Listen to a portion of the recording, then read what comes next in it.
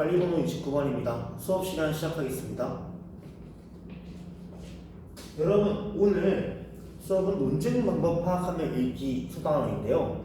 저번에 논증의 개념이랑 또 글의 구조, 주장하는 글의 구조에 대해서 배웠던 기억이 있죠? 그런데 선생님이 오늘 재밌는 예시를 하나 좀 갖고 왔어요. 여기 잠깐 PPT 볼까요? PPT 보면 동현이랑 찬우, 훈기 간의 대화라고 하기 좀 그런데 말이 좀 드러나 있는데 한번 같이 볼까요? 강아지들은 모두 포유류에 속해 포메라니안도 강아지야. 그렇다면? 하고 이렇게 나와 있어요. 그러면 여러분들 이거 어디서 많이 본 구조 아닌가요? 이거 어떤 거 같아요? 이걸 뭐라고 하죠? 지금 잘 얘기해 줬는데 3단 문법이라고 하죠. 3단 문법에 대해서 잘 알고 있는 눈빛을 이렇게 비치고 있는데 그거에 대해서는 저번 시간에 간략하게 배웠던 기억이 있죠. 그래서 기억의 답이 혹시 뭐일 것 같나요? 네. 포메라니안은 포유류야 라고 이렇게 얘기를 해줬어요. 정답입니다. 그러면 선생님이 괜히 이 예시를 갖고 온 게 아니겠죠. 그쵸? 이 기억의 답이죠. 이 기억의 답. 그러니까 훈기가 말한 바라가 설득력이 높나요? 어떤 것 같아요? 이거를 어떻게 소위 말해서 이렇게 좀 반박하고 하기에 어떤 것 같아요? 반박하기 쉬워 보여요? 아니죠. 되게 반박하기 어려운 말인데 이걸 통해서 우리는 뭘 알 수 있냐면 이 논증 방법, 저번에 배웠던 논증 방법 이걸 파악하면서 글을 읽을 때에는 논리적으로 이 주장이나 논증 같은 것들을 파악할 수 있고 그것들의 설득력이 높다는 것을 이해할 수 있는 거예요. 좋습니다. 그러면 오늘은 저번에 했던 것과 이어서 오늘은 학습 목표 같이 보면서 무엇을 배울지 알아보도록 할게요.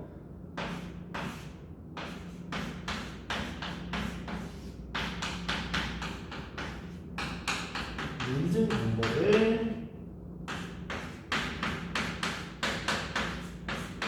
파악하며 글을 읽는다.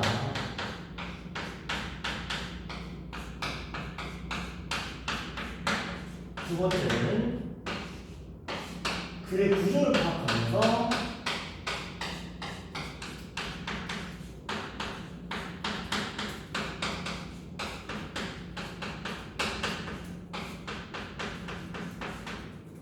글을 읽는다.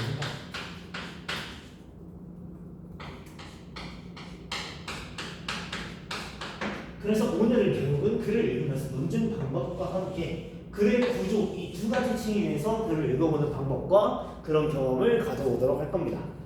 자, 그러면 우리가 논증 방법과 글의 구조에 대해서 간략하게 저번에 배웠던 것들을 조금 상기시켜보는 복기해보는 시간을 가져보도록 할 거예요. 자, 그러면 같이 논증 방법에는 어떤 것들이 있었는지 혹시 기억나는 친구 있나요? 논증 방법.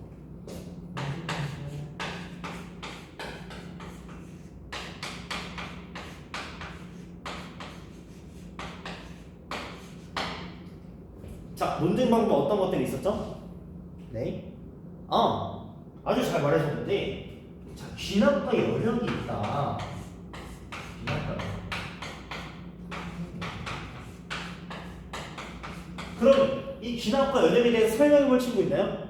우리 가람이 자신 있게 손을 들어줬어요. 자, 귀납은 뭐죠? 네. 귀납은 네. 잘 기억이 안 나는 위치인데 그러면 좀 쉬운 말로 바꿔서 설명해도 괜찮아요. 네.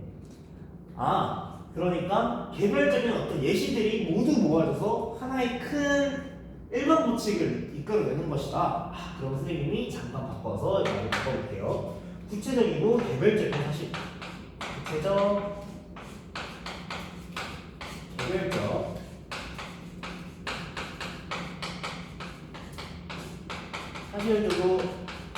사실들로부터 일반 법칙을 이끌어내는 것 이런 거 볼 수 있겠네요. 일반 법칙.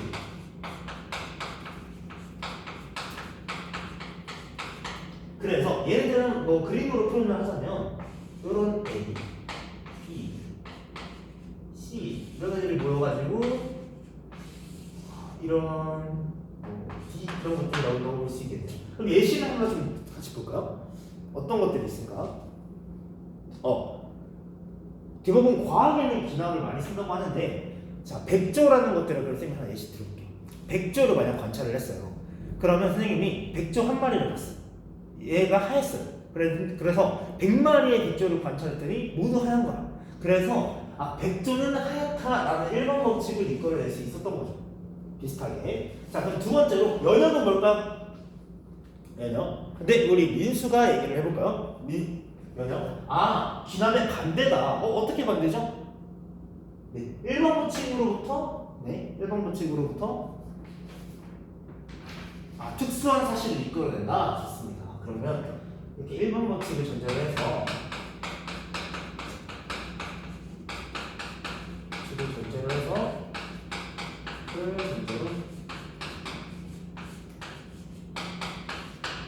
특수한 사실을 이끌어낸다. 결론을 이끌어낸다. 결론을 이끌어낸다. 그래서 얘 같은 경우는 반대로 생각을 해보면 아까 이렇게 될 수 있겠죠. 좀 생각을 해보면 사람은 모두 죽는다 라는 1번 법칙을 전제로 한다면 우리는 선생님도 죽는다, 나도 죽는다, 민수도 죽는다, 이렇게 특수한 사실들을 끌어낼 수 있겠죠. 좋습니다. 자, 그러면 오늘 논증 방법은 조금씩 간단히 다뤄봤어요. 그러면 그래 구조도 좀 다뤄봐야 되는데, 이번에는 그냥 그래 구조가 아니라 주장하는 그래 구조에 대해서 다시 한번 얘기를 좀 해볼 거예요. 주장하는 그래 구조. 그래 구조. 자, 어떻게 나눠볼 수 있을까요? 네, 저번 시간에 했죠. 주장하는 그래 구조. 첫 번째로 뭐랑 아닌가? 네, 서론과 본론과 결론은 아니다. 알겠습니다. 그럼 각각에는 어떤 것들이 들어갔었죠? 네. 그래서 문제 상황을 제시한다 거나 문제 상황.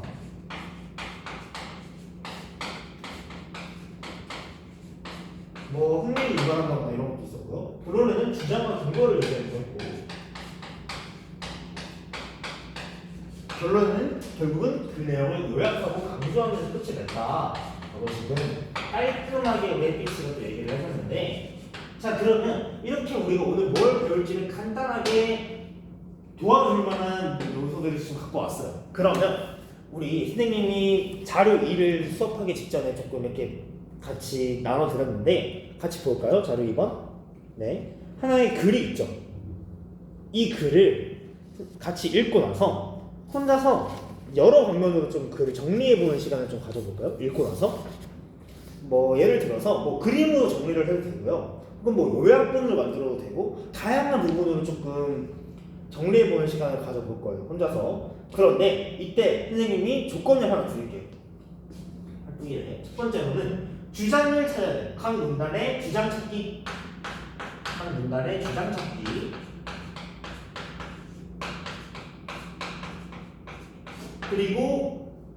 그리고 나서 글의 구조를 정리하기. 어떤 글의 구조가 있어요? 이 주장하는 글의 구조를 활용한 구조를 정리하기.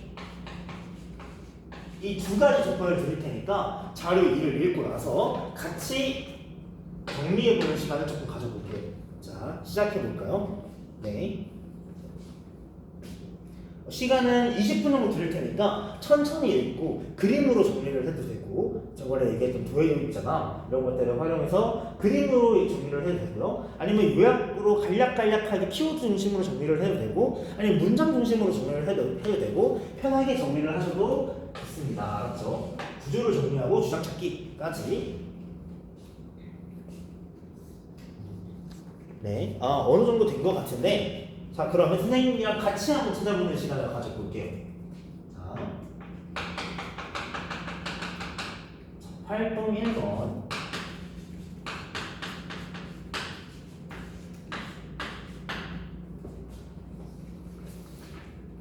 자, 첫 번째, 우리 그러면 서론, 본론, 결론부터 한번 크게 나눠보는 시간을 가져볼까요? 자, 서론, 본론, 결론 어떻게 나눠볼 수 있을까요? 우리 민지. 첫 번째 문단이 서론이고, 네, 그러고요. 본론은 2, 3문단이고 결론이 4문단이다. 아, 좋습니다. 그러면 1문단부터 같이 얘기를 해볼 건데 1문단이 그러면 서론이다. 서론이다. 그러면 그 서론에는 어떤 것들이 나타날 수 있죠? 네, 아까 접했던 것처럼 문제 상황을 제시하거나 글의 흥미를 유발한다고 할 수 있었어요. 그러면 우리 문제 상황이 드러난 문장 한번 찾은 친구? 아, 네, 경록이. 네, 어디 부분인지 한번 크게 얘기해 볼까요? 읽어볼까요? 네, 각 지역의 축제들이 주로 대중공연을 하거나 기념품 및 먹거리를 판매하는 방식으로 유사하게 진행되다 보니까 지역 축제는 본래의 긍정적인 역할을 다하지 못하고 있다라는 것이 문제상으로 지금 제기를 했다라고 잘 얘기해 줬어요. 좋습니다. 문제상. 그 부분이 지금 지역 축제의 역할을 다하지 못하고 있다. 지역 축제의 역할을 다하지 못하고 있다.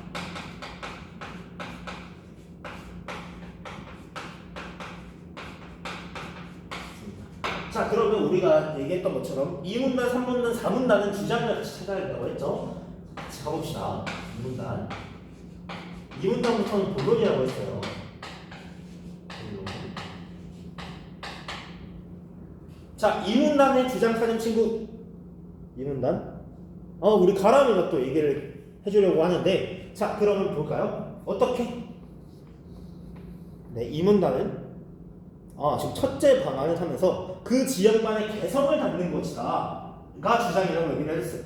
그러면 여기 말한 대로 주장을 얘기했어요. 아까 말했듯이 지역만의 개성을 담는 것이다. 지역의 개성 담기.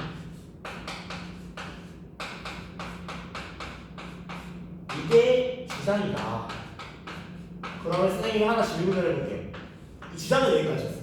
그러면 그 근거는 뭐였나요? 근거는? 네, 지금 열심히 찾고 있는 것 같은데. 네, 지금 되게 중요한 얘기가 나왔어요. 지금 사례랑 예시를 제시하고 있다. 그래서 여기 보면은 어떤 것들이 있었죠? 네, 전통 문화를 활용하는 것도 있었고, 지역적 특성을 활용하는 것도 있었다. 그래서 이 전통 문화를 활용한 부분이 아까 말했던 것처럼 안동 민속축제, 강릉 강호제 이런 것들이고 조선 통신사 축제 이런 것들이 쭉 있을 거고 지역적 특성은 어디죠? 지금 잘 안 나와 있는데 특산물과 생태 환경 같은 것들을 얘기한 거다. 그럼 이 부분이 어떻게 되겠어요? 근거라고 할 수 있겠죠? 근거. 여기 주장. 좋습니다. 추정과 근거 잘 찾았으면 여기 있는 본론의 구조까지도 잘 찾은 거라고 이해해 볼 수 있겠네요. 좋습니다. 자, 이게 예시. 자, 그럼 다음 3문단 갑시다. 3문단. 자, 3문단도 똑같이 보여주세요. 자, 그럼 3문단 내 주장과 근거 찾아볼까요? 둘째 방안은 지역 축제의 효율적 운영이다. 네, 좋습니다. 지역 축제의 효율적 운영. 지역 축제.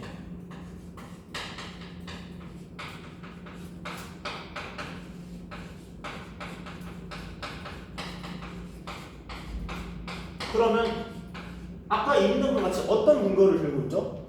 어떤 근거? 네. 그럼 여기는 지금 그냥 근거로 이어지는 게 아니라, 네. 지금 되게 중요한 얘기를 했어요. 보면 지금 문제랑 해결로 이루어져 있다라고 지금 얘기를 해줬는데 문제, 그렇죠. 이건 문제와 해결로 이루어져 있다. 글의 구조가 문제와 해결로 이루어져 있다. 그럼 문제는 어떤 문제였죠? 네, 축제 예산 확보에 어려움을 겪고 있다. 축제 예산 확보에 어려움. 예산이 어려운 거죠, 확보가. 그러면 그 해결 방법은 어떻게 해야 돼요? 주제가 유사한 축제를 통합하는 것. 주제 유사 축제 통합. 축제 통합이라고 할 수 있겠네요. 좋습니다. 아주 잘했어요. 그럼 여기 같은 경우는 문제 해결 구조를 또 이루고 있다고 볼 수 있겠는데 큰일 났네요. 자, 4문단 마지막으로 가볼게요. 마지막은 결론이었죠. 그래서 이 결론인데 여기 부분은 그러면 어떤 주장이 들어가 있었죠? 네. 아, 여기 따라서 부분이라고 지역축제도 지역주민의 단합과 지역경제활성에 이바지할 수 있는 기능을 회복해준다. 지역축제